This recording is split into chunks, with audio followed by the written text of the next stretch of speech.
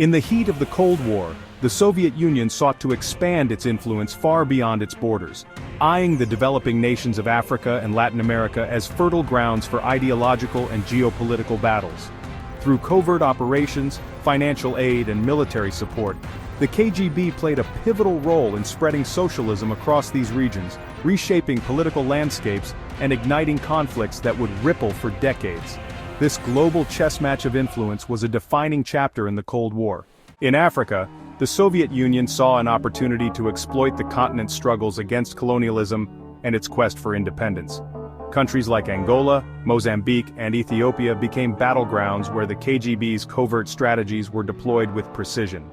In Angola, for instance, the Soviets provided military training, weapons, and logistical support to the People's Movement for the Liberation of Angola, or MPLA, a socialist group fighting for control of the country during its post-colonial civil war. This support wasn't limited to arms and training. Soviet advisors worked behind the scenes to help socialist leaders solidify power, often manipulating political rivals and orchestrating coups. The KGB also conducted psychological operations spreading propaganda that portrayed the Soviet Union as a liberator and the West, particularly the United States, as oppressors propping up corrupt regimes. In Mozambique, the KGB worked closely with the Frelimo Party, which was battling Portuguese colonial forces. Soviet arms and advisors helped secure Frelimo's victory, but the influence didn't end there.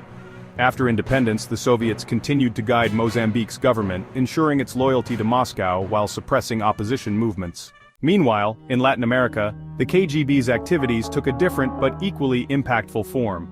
The Cuban Revolution in 1959 had already established a socialist foothold in the Western Hemisphere, and the Soviet Union, through the KGB, sought to expand this influence. Nicaragua became a prime focus, with the Sandinista National Liberation Front receiving Soviet backing to overthrow the Somoza regime.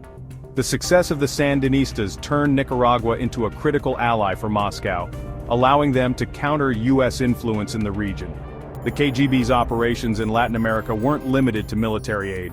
They orchestrated propaganda campaigns to galvanize public support for socialist movements, infiltrated right-wing groups to destabilize them, and provided financial support to leftist politicians and labor unions.